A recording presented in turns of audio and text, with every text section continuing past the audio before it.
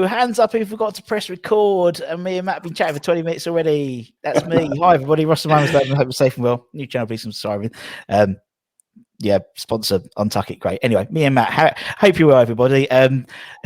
Me and Matt had a lovely chat about school homeschooling for 20 minutes, and then I realised I hadn't pressed record. But that's okay, because we haven't got onto the West Ham part stuff. So it's okay.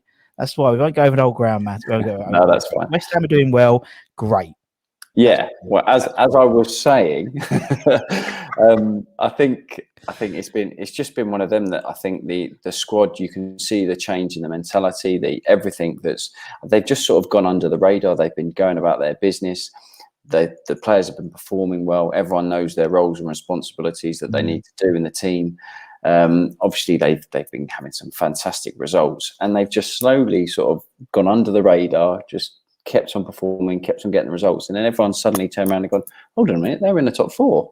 And then they've been like, oh yeah, they've been playing well actually. Yeah, they've been doing well. And whereas David Moyes and the whole squad have just been slowly tapping away, making sure that they've stopped conceding goals, which was a big thing. They were conceding a lot of goals, and it makes it so hard to then come back. You're relying on scoring more goals than the other team, and Antonio's been fantastic, absolutely fantastic. He leads that line, occupies the two centre halves, or if it's three, he occupies three. He's that much of a handful that he's done a sensational job, and then they've been clever in the way that they've been playing. Bowen's been outstanding as well. I like watching him, his work rate, and I think the rest of them have just everyone started to gel, and that's ultimately that is why they are where they are, because of the work ethic and the desire to work for each other, and they've had that quality in the final third.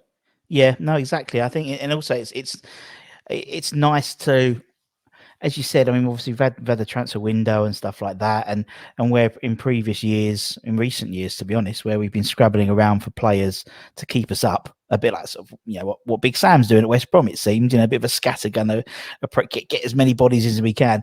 We haven't had to do that this time, so it's. I know there's been a bit sort of, we didn't sign a forward, a striker, or whatever. But someone like Lingard, I think he's going to be a master stroke, and it's nice. It's a weird position to be in, really, not looking down. Yeah, I was speaking to, I can't remember who I was speaking to now, about everyone was saying about West Ham. Why didn't they sign a centre forward? Haven't done this, and I just think they've been sensible about it. Over the past however many years, that. Always trying to sign a striker. You sign someone, you're desperate for a striker. Everyone knows that. So you pay over the odds. You're paying them good money. Yeah. Obviously got good money for Haller, so had to let him go. It didn't quite work for him. And then you're in a position that everyone knows you're after a forward. So I think they've been sensible in the fact that I'm sure they were trying to sign a striker. There was no doubt they were trying to, but if it wasn't right, they didn't sign him. Whereas I think in the past they probably would have done it. And I think now they can realise that their squad's very strong. They've added, like you said, Lingard, that's a good signing. Dawson been a great signing as well. And you're sort of building that team now. You're adding one or two players, not 4 or 5. Yeah, I think you're adding the right players, the right mentality for the squad.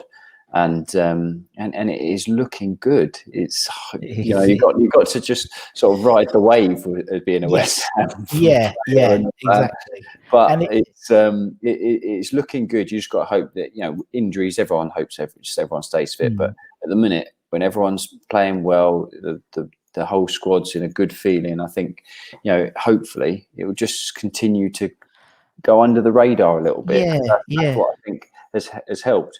And I hate to sort of say it as well, but I think, especially at the start of the season, I think having no fans there with the pressure of everything has probably helped. Possibly, in a sense. I think now, obviously, it'll be great. Everyone be back there because they're in such a high position and confidence. I think it'll push them on even more. But I think to start with, I think it's benefited. Team. Definitely, yeah, and that's a good point, because obviously we had that sort of nightmare run, and everyone was saying, "Oh, we're not going to get a point until November or something like that." And we probably, I think you're right actually in terms of it. No fans probably helped them initially, because I think we played rubbish against the Newcastle in the first game, and then it sort of like kicked on from there. But as you said, it's it's just weird, isn't it? And it's like it's like obviously we played Liverpool the other day, and there was like, oh, so I said we're going to smash Liverpool, and we're like, they're still like one of the best teams in the league, and we're I think a little bit, maybe we're slightly higher than we should be at the moment in terms of, and so yeah, so I think people like come back to reality a little bit, and yeah, no, we'll see what happens. As Moisey said, he wants us to dream, and why not? What else are we going to do? Well, I think Netflix. like yeah, I think obviously is every game against Liverpool is tough, but you show what a good side they are, or West Ham are. It wasn't a demolition like other teams have done. I think it just shows what a good squad that Moyes has got together now, and everyone's pushing in the right direction. Yeah, exactly, and hopefully a good cup run. That's all we want. That would be nice.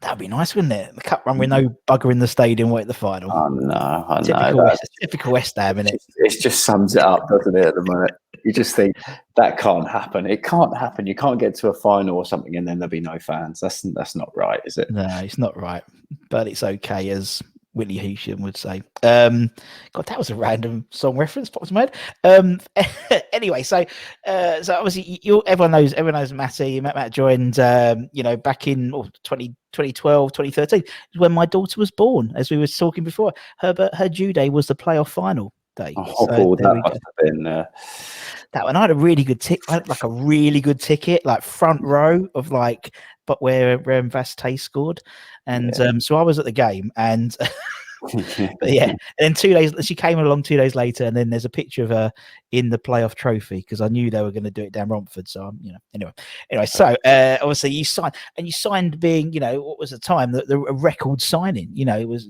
led to be about 10.75 million or something like that, which was crazy at that time. What we like to do is when we talk to fans and players, we like to find out sort of joining West Ham, whether it's a fan or as a player. So that sort of summer, joining West Ham, how did that transfer take place? What was sort of can you remember sort of how it all fell into place? Because it was yeah. Well, obviously, I sort of knew that there was the interest in signing me if they got promoted. Sure. Okay. So obviously, I sort of straight away was a West Ham fan in the playoffs, like come on, making sure that they got promoted. And then after that, it was just sort of trying to sort of see what could happen. Obviously, there was a few bids that got rejected by Wolves. And it's sort of, I started the season at Wolves. I played a few games, so it was sort of coming down to the wire, really. And I think, I basically got told that that they were going to put in one last bid, and so it was sort of a case that I wanted to join.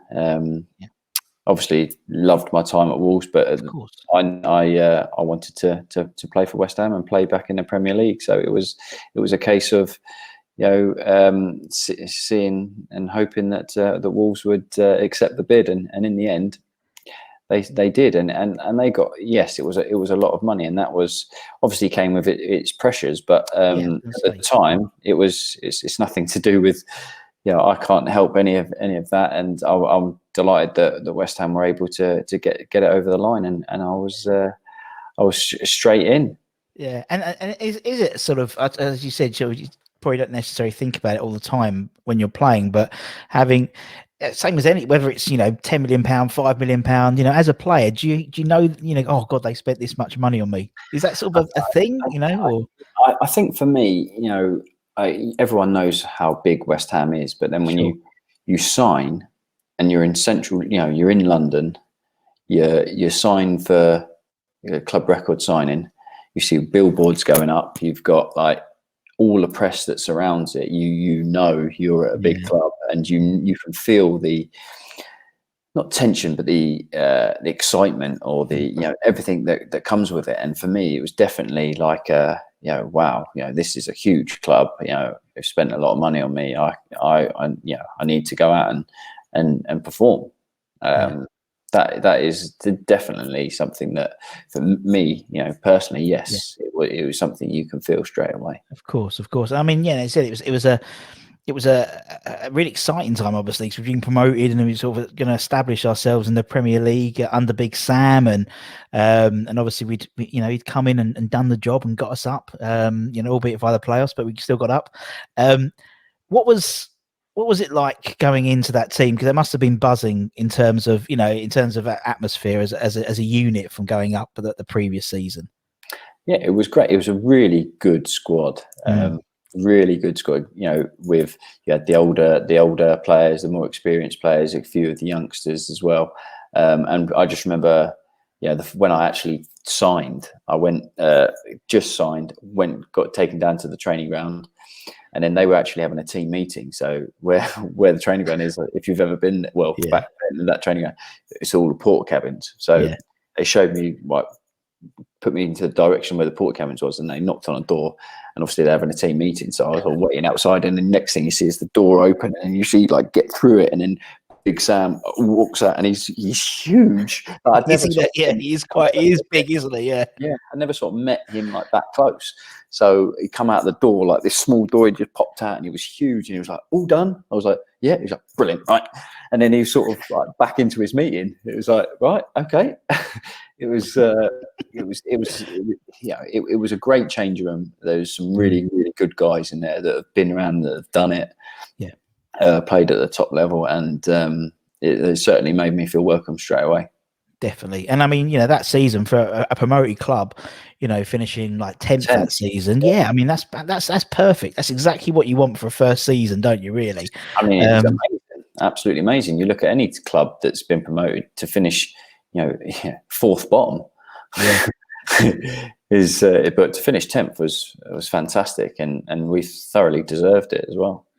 Yeah, and as you said, you had a real good mix. Obviously you had your Kevin Nolan's, obviously current coach at West Ham, so it's all sort of comes back in full circle. Obviously you had guys obviously you had Ginge, and you had Tompkins and Reedy. You had some really good players, and even Joe was there, wasn't he? For a time. It was after that, but just after. It was. It's one of those things where that season, I think, and actually, obviously, I think you played 30 odd games that season. Next season, you played about 30 odd games. I mean, I think you made 90 first team appearances across your time at West Ham, which ain't shabby. It ain't shabby, Matt, is it? No, it was. I mean, I sort of, in some sense, hit the ground running in the sense that the way that the manager wanted us to play, my role in that was, get the ball wide, get crosses in the box, and that season that I put the most crosses in Europe, and then also put the most successful crossing in Europe. So it wasn't me just whipping the balls in. It was the most successful crosses. So it was, for the way we were playing, it was a huge success. Yeah, it was, and I mean, you look at the team around. Obviously, you did have your Nolans, and you did have Andy Carroll's there as well, and Madiba Maiga. God, forget about Madiba Maiga. And so you had some good target men as well to whip these balls into. And Colton, so I can't believe I forgot Colton. Can't forget Colton. He's never going to go on the fucking channel now if I keep forgetting him. But I mean, as you said, and there's something I think, and that's why I quite like the current team now. I see Bo in a very similar position, sort of when he just gets it simple and plays it down the wing and crosses it. Football can be such a simple game, I think. If you get down the wing, cross it in, it's not hard, is it, really, football, it seems? I think that's what Sam was good at. He broke it down, simplify it, and that's what the team, everyone knew their role in the team. Everyone knew what they had to do and where they had to be, where the ball was in a certain situation. So like you're saying with Bowen, he gets the ball, he gets the team up the pitch. And if he gets the opportunity to take someone and put a cross in, he does it. And that is what the way that sort of we played at the time. Yeah, definitely. And as you said, we did it very successfully. It was 10th and 13th those first two seasons, which again sort of helps. It's a part of West Ham sort of history where this is sort of the consolidation into the Premier League. And so the first season was exciting, and then obviously the second season was a consolidation. And I mean, in that second, when I think of you, Matt, or I think of the first thing that comes to my head, and you probably think no already, is that Tottenham game, because you scored against Tottenham. That's it. I mean, you score 4 goals. One of them's against Tottenham, so straight away you're in a small group, and coming back, losing, 1-0 down, I think Adebayor score, I think, or something like that. And then obviously you got the equaliser and we won the game, quarterfinals. As a player, do you realise how much West Ham fans hate Tottenham? Yes. Yeah. I think it's one of them things when you sign, it's sort of drilled into you. Really? You know that this is the big one. Yeah. And as you said, I'm absolutely delighted that I was able to. That game was just incredible. I think the atmosphere, like the away fans in that whole area where we were scoring, was just incredible. And to put, as you say, we went 1-0 down, but then to turn it around in the fashion, it was chucking it down. It was, and then spanked one in the top corner. And then Maiga scored, and everyone was just going crazy. And as you say, what a game! What a game to score in! It was fantastic memories. Yeah, that's the thing. It's there's some certain things, and it's like it's always Tottenham, but it's because obviously we did it, this year, didn't we? We were 3-0 down and drew 3-3, and it's always Tottenham and Man United that seems to be the two teams it always happens against. So hopefully it'll happen against us in the cup. And I mean, across that, obviously, those first 2 seasons were sort of your strongest seasons. Where obviously then there was injuries and stuff like that. So if we concentrate those first two seasons, obviously Kevin Nolan was the skipper, very much so, club captain. What was he like as a captain? Because I've heard firsthand from some people about what he was like as a captain, but from your experience having Kev as a captain, what was he like, Matt? Brilliant, absolutely brilliant. I can't speak more highly of Kev. He was sensational from when I come in. He would be one of them guys that it's got nothing to do with him, but if it was going to benefit the team, he would take it on. Anyone would go to him saying something about something, and he would just take control, go and see the manager, or do whatever, get it all sorted. He was a superb captain, a leader on the pitch, led by example on the pitch. He scored sensational goals, important goals. Would work his socks off on that role where he was. He had to be a striker, he had to be a midfielder, he had to do, and he was just a real leader, and obviously was great for the squad, organising stuff for us a lot as well. So that was that always helps. Yeah, no, exactly. Yeah, and obviously it seems that a lot of his Nolanisms have now been imparted into the West Ham current team. So, the way he just used to stand on the toes of the goalkeeper at corners, now it's Antonio's job. And obviously he's a little bit, a little bit harder to push over than maybe Kevin Nolan is, bless him. But and I think also the effect of Nolan as a captain, when you see someone like the way Mark's conducted himself as a captain, there's definitely it's rubbed off on him, because again, what you were saying in terms of how he reacted, when he's all about the players, Mark's exactly the same by all accounts as well. And it's lovely to hear how great a captain is. I think people underestimate that, definitely. Yeah, captains have a huge responsibility. They can make or break a change room, to be honest. They really can, and as you said, Kev was fantastic, and Nobes just he was already like a captain anyway, Nobes. Sure. But to obviously learn from Kev, and then to take on the responsibility like he did, and he's West Ham through and through. So he's always about the team, always about the club, and he, as you mentioned, he does stand up for what he believes in, and if it's. And if it's not the seen the correct way, it doesn't matter. It's he's standing up for what he believes in as a player and as the club. Yeah, exactly. And obviously, Mr. Allardyce, he tended to get a bit of stick from West Ham fans and stuff like that. But as a manager, I mean, I always quite liked Big Sam. I'll be honest. I was quite glad we turned. We lost. We beat him when West Brom came down. But as a manager, he's one of those bastard managers. Do you know what I mean? He's like, He's a manager. He's a bastard when he's not your manager. But when he's your manager, he's the way he winds up people and stuff. What was he like day to day as a manager, man? I think everyone remembers that. Was it Chico? Oh yeah, this one. That's the one. Yeah, there's so many clips of that come up. Yeah, like you said, I think everyone has that opinion of he's horrible football. It's not that. Well, everyone was absolutely buzzing when we were 10th, 13th, 12th in the first 3 seasons. Yes, some games weren't pretty, but you got results. You won games.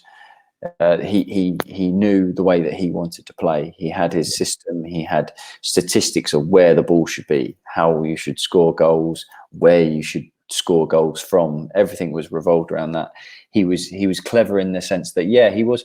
I would say he was more of an old school manager, but he was very much on the new wave of technology, statistics. Everything was broken down. He was very good at. So, for instance, in pre-season, you would sit down and break the season up into like 8 games. So you would work out where in each section how many points you think or how much you need to get to finish. In our first season, to finish 10th, that was our goal, really. So you needed this many wins, this many draws, this many losses, this many goals, this many conceded. He went broke it down into that sort of stage. So if you finished in the first, I think we'd finished you wanted 8 points in our first 8 games, or 7 or 8 points in our first 8 games. I think we got 14 or something like that. So you're blowing that one, but then you sort of move that to the side. You do a review of them 8 games, and you move on to the next one. And then if you were trying to get 10 and you got 8, you'd be like, right, we wanted 10. But because of the previous one, we got 14 and we thought we were going to get 8 or whatever, you sort of try and. So if you're going on a bad run, most teams do, we went on a couple of bad runs. If it's in one of the sections, you try and put it to the side. Right, that makes sense. We're on the next bit, and he did that side of the game very well. Yeah, and that makes perfect sense. It's very similar to if I'm working my budget for the company, it's the same. It's like Q1, Q2. Oh, you've done it. Okay, we've got carryovers. That's good. But I think with Big Sam, I think he's always, as you said, when he was 10th, we didn't really moan. When we got promoted, we didn't really moan that much. I know people, nowadays I don't care, what he does, to be honest. But I thought he was. I remember one game we played Burnley. I can't remember what season it was, but it was in the Allardyce years, and obviously Burnley fans hate him because he managed the Bolton, Blackburn manager. And Burnley's that horrible. I hate grounds like that. We have to cross the pitch to get to the dugout. Do you know what I mean? So he has to cross the pitch, and everyone had gone, and Big Sam was about 20 yards behind everyone, and he just walks out into the centre, and everyone's booing him, and he's like, I was like, fair play. I love people. It's a bit of entertainment, isn't it? He was a bit like a pantomime villain, and that's why I enjoyed it. I thought it was great. Oh, and good news, West Ham are 2-0 up. There we go.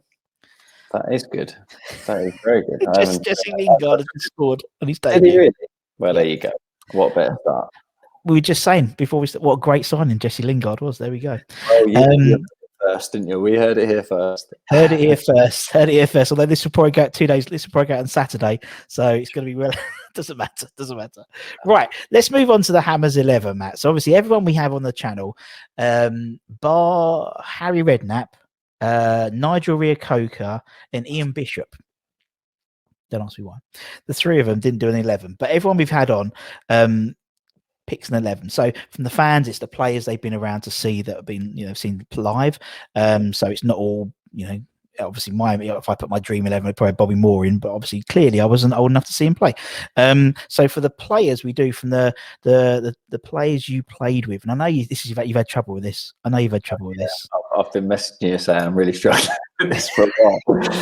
But the way people get away with it, Matty, is they say honourable mentions. Yeah. So they go, oh, he's this person's left back, but let's not forget. There we go. You've said everyone. That's how people get away with it. But it's a bit of fun. Fun. Okay. So we'll start off in goal. Okay. Probably the easiest one, I'd say. Yeah. For me, it was Jussi Jääskeläinen.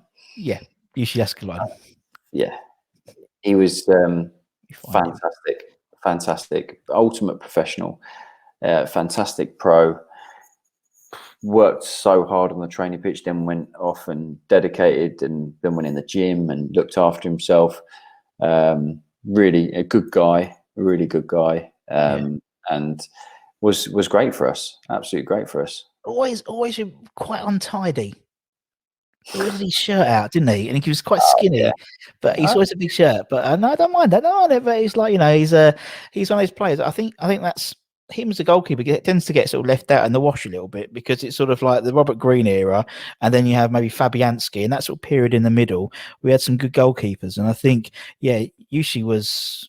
Well, obviously, Bolton man, one of Allardyce's generals, so to speak, and he was just really solid for us. I thought really solid. Very solid. I think you don't get to play in the Premier League for as long as he did. Good point. And not be a steady Eddie goalkeeper. He was very, very good. And as I said, it was great because he was older. I can't remember what age, but he was the ultimate pro. He was always working in the gym, working on the training pitch, and he was a good guy as well. Very good guy. Good. All right. Okay, we'll put Yushi in. Yushi. I didn't have to type it out, thank God. I'd already had it in the thing. I was like, last thing I do is type that one out. That's good because I wouldn't have known how to spell it. That's for sure. Is it two A's? Oh God, yeah. That's one of the good old club shop, isn't it? On the letters, 10p a letter. Right. Okay, let's put Yushi in. We're gonna play 4 at the back. You play whatever formation you want. I know. This is the trouble that I've had, you, because I keep thinking of players' names and I go, oh yeah, but then I can't. Then I'm gonna have to change formation and do that. But I think what I'm going to just do is I'm just going to go 4 at the back. Yeah. And I'll start, which is unorthodox, but I'm going to go my 2 centre halves. Go for it. And that is Ginge and Reedy. Yeah. To say, I'll start with Ginge. He was just everything that you'd want as a defender. He would throw his head at anything. He would block everything. He would, put his body on the line. Obviously score goal, great ping on him, but he would defend like a defender should defend. I think he did everything that you'd want as a defender, and brilliant and a fantastic guy as well. But as a player, that's who I would want in the trenches with me. Sure. He would do everything for you. Yeah, and as you said, I mean, he obviously came in that period at the same time as you, really. So he came at the beginning of August, didn't he? He came back. Completely different player than the player he left. So, in my opinion, he came back as a more West Ham player, as you said, would throw his body on the line, skinhead. He didn't have much of a beard then. But as you said, he was just the type of defender you want on your team, just because heart on the sleeve and just exactly. Yeah, and then Reedy was like incredible. I don't think you at that point in time, no one could get near him. Not them. Yeah, there were so many clubs that were after him. He was immense. You couldn't get round him. Like in training, I couldn't. Any time I get near him, he'd just like arm, body, just get the ball off you. And he was great with his feet. He worked on his left foot because he always played on the left of the centre halves, and he worked on it, and he was just a man mountain, and terrific player. Gutted really for him that the last couple of years he's had the injuries because he was that good. He was very good. I was definitely him. Well, hopefully, obviously he's gone on loan at Brentford, isn't he now? So great. I think it's a great shout for him, to be honest. Yeah. I think he when he first signed for us in sort of just after the World Cup, he was obviously went down that season firstly, but secondly, he wasn't really hit the ground running. I think the Championship made him. It really made him, and so he's going sort of now. He's almost going full circle. Towards the end of his career, hopefully the Championship will give him that final, good bit of English football. But good old Reedy, and obviously, he scored against Tottenham once as well. So there we go. So he's in the club. He's in the club. Right, who's next? Who's going to be next, mate? I'm going to go. This is because I played with him a lot. I think we also went through a spell where we were both not playing, and we were basically the two of us training all the time together. But I just thought we as a partnership worked really well, and that's Joey O'Brien. Yeah. I don't know, whatever the fans' opinion, but he was he was fantastic. When he played left back, obviously he was right footed, but the way we used to link up, and he used to chop back to his right, curl the ball into it. We just had an understanding. He would, again, throw his body on the line, worked hard at his game, would look after himself. Good guy. And that's why I would. But obviously, Cress came later, and I wasn't playing as much. No, yeah. So obviously, he's an outstanding. Oh, I mean, yeah, he's rejuvenated at the moment, isn't he? The way he's playing.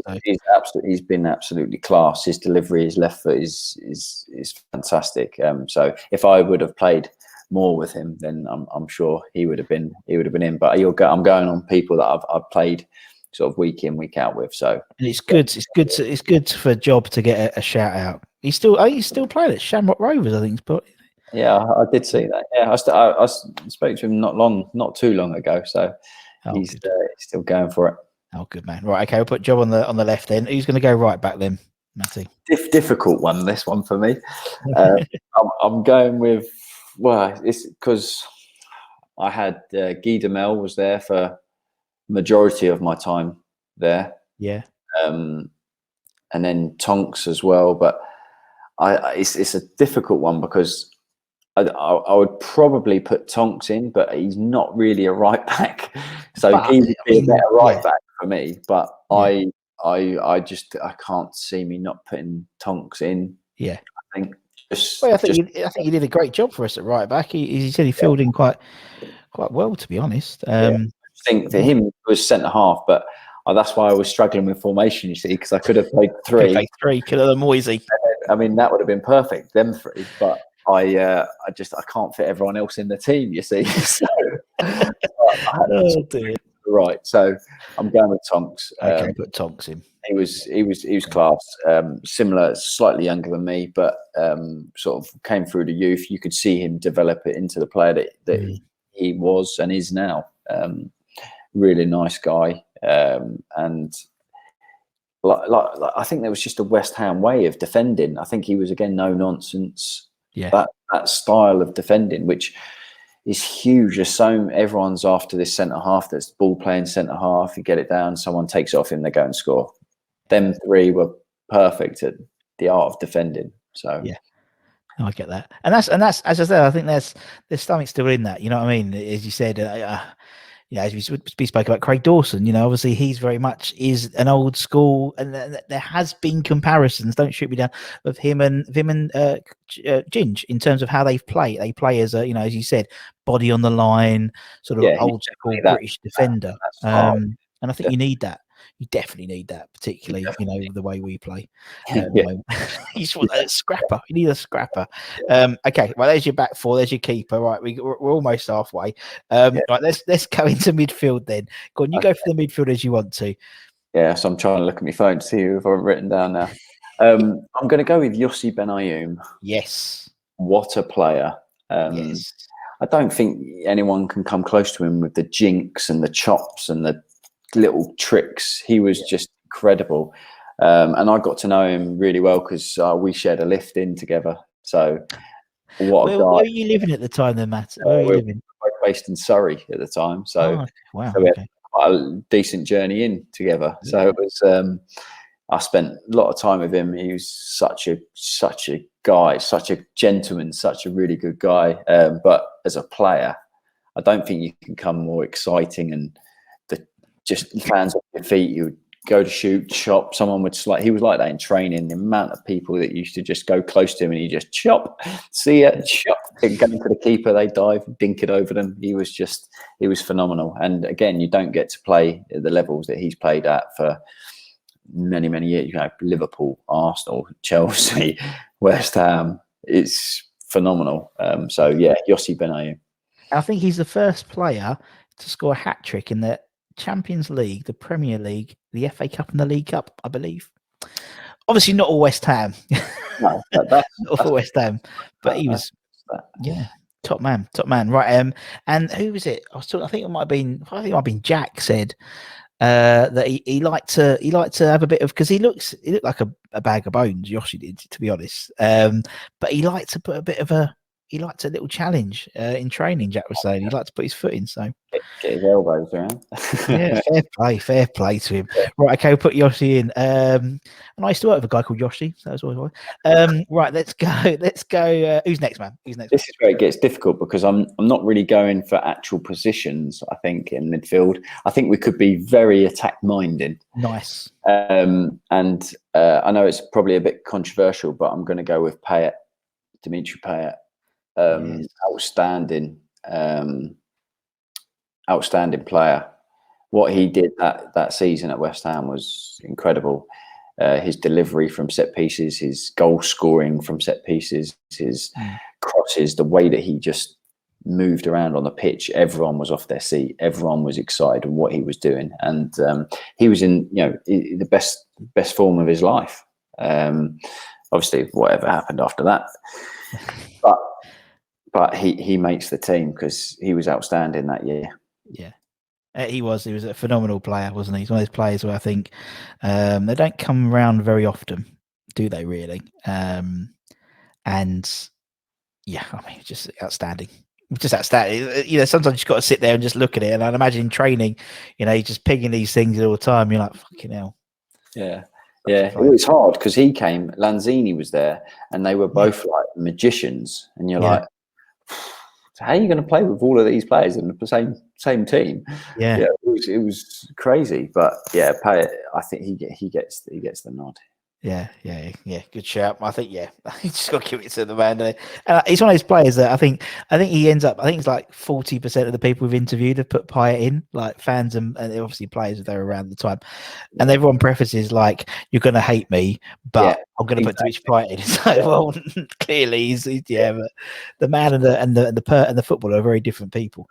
All right, as I can see, there's going to be a lot of flair in this team. So we've got Ben Ayoun, we've got Payet. Who's going to be next then, Matt? See, this is where it gets really difficult for me. I'm putting this player in. I'm not going to say he was. I don't know. I'm just going to Joe Cole. Yeah, I played with him. He wasn't maybe in his prime. No, when I played with him, but his enthusiasm, his technique, his everything about him was just amazing as a footballer. Sure. Obviously, the history of West Ham when he started out, everything, he was the best young player ever to be seen. And he's had an absolutely incredible career. And then to play with him as well, still at West Ham, and he still performed. He was still at a great level. And even though sometimes he took me out of the team because he was playing in front of me, but he was outstanding. And in some ways, you sort of like, for me, I'd look at him and be like, that's just amazing. Like his desire to still be flying around in training, he'd still want. Every time he got the ball, he was a bit like Yossi. Get the ball, you couldn't get off him. No, I can imagine. Taking players on, loved scoring goals. So any sort of little five-a-side, you just want him on your team because he would just get the ball, take everyone on and score. It was outstanding. And what's it like when, no disrespect, but when a player comes in and takes your position? So say a guy comes in, so like, and you're like, oh my God, this guy's going to be he's blatantly sort of going to be taking my position. As a player, you're like, fuck, or you're like, right, okay. I think you have both, don't you? I can imagine, Some people are like, fuck it, I'm going, but I can imagine some people are like, and it's like, I mean, as I said, I ask stupid questions because it's like, I've never been in that position really where someone hasn't, it's not like in a job, you don't tend to get someone who they don't tend to get your replacement before you've left. No. You know what I mean? Whereas football, it's very different.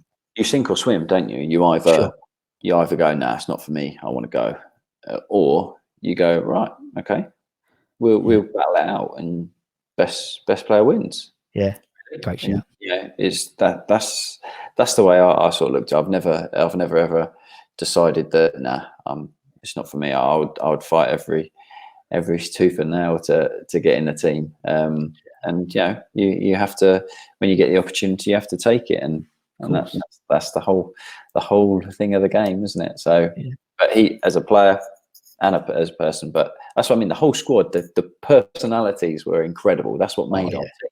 That's what made us. I think that whether other teams were struggling, we had the team morale. The whole squad was just all incredible, and that's what pushed us right up the league as well. That's what you need, though, isn't it? Particularly as a new team coming into the league. That's why I feel sorry for. I do feel sorry for West Brom fans and Fulham fans probably as well, because they'd have missed the whole season of Premier League football because their fans, because they got promoted and have got relegated possibly before their fans have come back in. And you need that togetherness, particularly now more than ever. But as you said, a newly promoted team, you need all those personalities just to, everyone can dig in a little bit. Do you know what I mean? It's and as you said, it's not he was show a bit of quality in the squad anyway. So right, okay, so fucking hell, Payet, Ben Ayoun, Joe Cole. You'd be first on match of the day. That's the sure, Matt. Not necessarily. This is why I had to go very solid at the back. Yeah, I can see why. Right, who's gonna be next, man? See, now I'm gonna go because I'm gonna go Kev Nolan. I'm not sure on the formation we're going here yet, but I'm definitely going with Kev.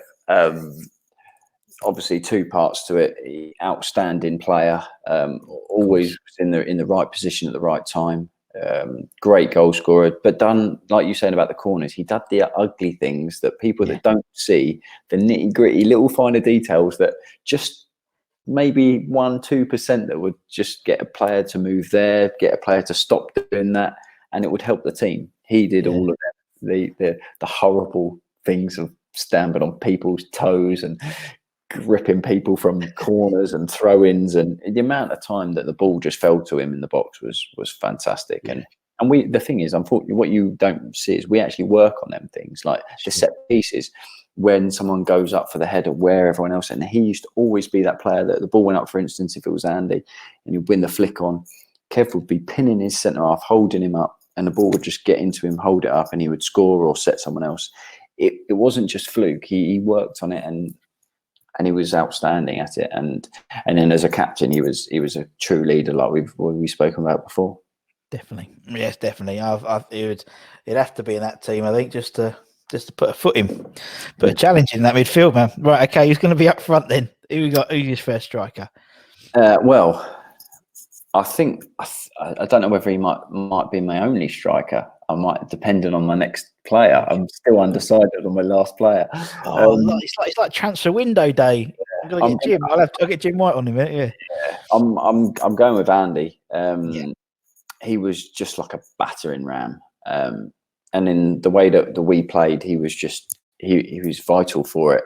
As a wide player myself, getting to the byline, looking up and just seeing him in the box was incredible. I think my first season, I said about the amount of crosses, I think he won the most headers from a cross in Europe. I mean, it was like the perfect combination. Sure. Obviously, injuries and whatever, but he was just such an outlet for everyone. He gets a lot of stick, but his feet were great. In games, he was able to control the ball, put the ball down. Maybe not so much in training, but in games, he was able to just turn it on, and he was so good at it. And you looked, and he would always be shouting, just hang it up, because you knew people were coming. He would just clean them out. He could jump. He was an absolute unit, and would just put his body through people and win headers. And he had that almost like that slap head where the ball and just goes and it just zings off his head. Incredible timing. And we linked up really well together, and sort of the style of play that we played, he was perfect for it. So he's my centre forward. Definitely. As you said, when you got a target man like that, as you said, and we talk about, the fact, a bit like Antonio, how he always commands 2 or 3 defenders, and he always did. And that's why I just loved watching him play, because he always did. And it never really, obviously injuries and stuff never really, kicked into gear as much as I think he could have done. Particularly when we signed like Chicharito, you thought him and Andy Carroll would have been like the next Cotty McAvenny, but it just never worked. It was so frustrating. Happens more often than not with West Ham players. Right, okay. So the big man's in, Big A's in. Yeah. One more position. Yeah, I know. See, I'm torn because obviously, how can you not put Nobes in your team? And especially with the other players that I've got on my team. But yeah, I've got so many other. I could have said Lanzini. I could have put Stuart Downing in. Alex Song for that spell. Yes, was incredible. Amazing. He was the first player. He's the only player I remember. I mean, I've been doing West Ham for 20 years now at the stadium, and I remember when we signed him. Stringer, remember Paul Stringer? So Stringer came up to as he walked in, he went, "Russ, don't tell anyone. We signed Alex Song. Right, we're going to announce it on the pitch pre-match." I was like, "Wow, that's really cool." Because it was like, and he, as you said, that period he was fantastic for us. Incredible. Like I think he was man of the match his first game, and for the next, I don't know, 2 months, he was outstanding. Yeah, outstanding. Dipped a little bit after that, but he had everything. He was brilliant. But I'm sort of struggling. So I think with everything, I think I'll probably have to go with a little bit of formation tweak, and I'm going to chuck in Nobes pure. What's not been said about Nobes? He's outstanding. He was brilliant in training. Always wanted the ball. Always was one of the better players in training. Was fantastic on the pitch. Led by example. Great delivery, set pieces, everything about it. Obviously penalties. There isn't many people that are better than him. And loved the club. Loves the club. Yeah. And that's something I think quite unusual in modern football is to play for the club you support.